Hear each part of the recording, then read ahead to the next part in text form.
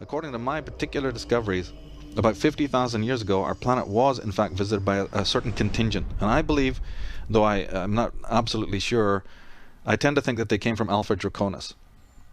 Now, later, they're descendants of these people, and by the way, the descendants of these beings I'm going to be talking about are ruling the world today. Not them themselves, but the descendants, the bloodline descendants of these beings rule the world today. So there's a lot of disinformation that's been put out because, of course, they're not going to want to tell their history as it really is. But I tend to think that it was Alpha Draconis, and there's reasons for that. Now, is that a galaxy? It's a star. Oh, okay. And it has its own constellations. It has its own solar systems and so on. I'll tell you that one of the reasons why I think that is because the Pyramid of Giza, which is one of the greatest, if not the greatest altar on the face of the earth. I mean, the thing's visible from outer space, you know. The descending gallery in that pyramid, which is quite narrow, if you go to the bottom of the gallery and look up, of course, it tracks up into the sky, into space. Well, when the pyramid was built, the gallery, almost something like out of Indiana Jones, it focused on a part of the sky which was exactly where Alpha Draconis was. So at the bottom of the descending gallery in the Giza pyramid, if you looked up in the night through this tunnel, you would have seen Alpha Draconis. So I would wonder, why on earth would somebody go to all this,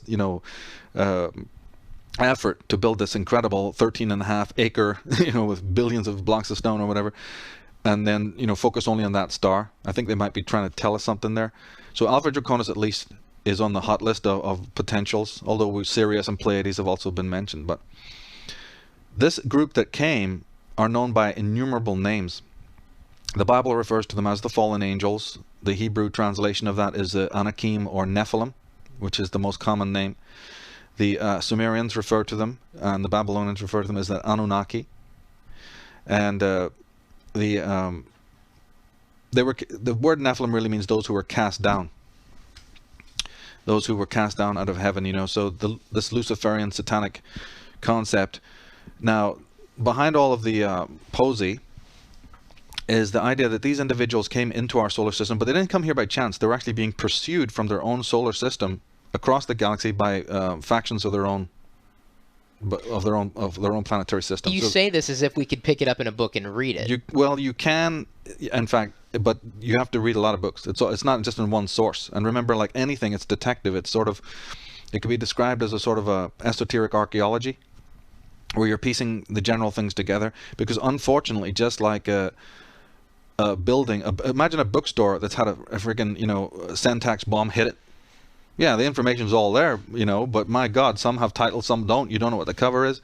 So the information is there, so you have to piece it together as best you can in a sort of a forensic style way. So these characters, the Anunnaki, the Nephilim, were cast out. They were being chased across the galaxy. That's what it sounds like from many sources, and this does include channelers. I don't totally buy into all of that stuff, but a lot of this does come from people who've channeled and people who've seen, and some of these people are quite credible.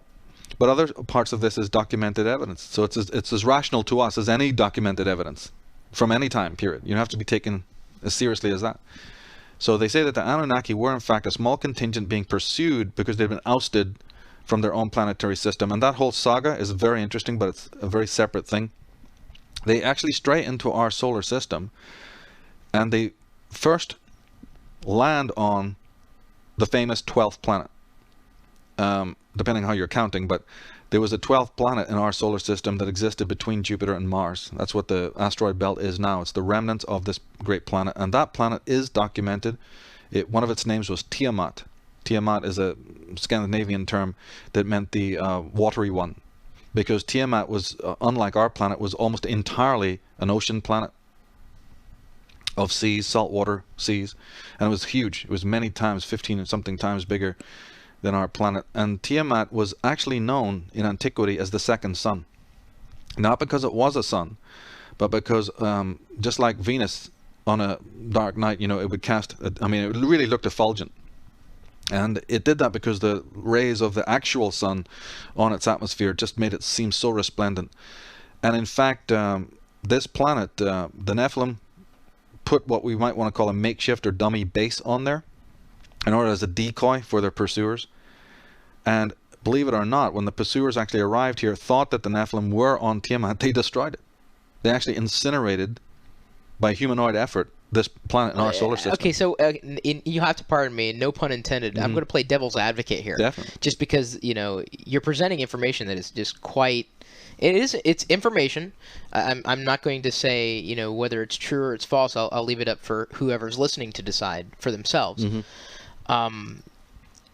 How the hell did you piece together, even to that point, to understand that there was at one point a 12th planet that was covered in water, that there was a base on there that was destroyed and is now the asteroid belt? Well, this is coming from old documents like the Enuma Elish, which is a Persian book, and the Bunda Dish, which is another Persian book, and from the Sumerian records. This has been established, especially by Zachariah Sitchin, whose work is very important in this. I have several differences with Zachariah Sitchin's work, but again, I think they're sort of a moot point for this conversation.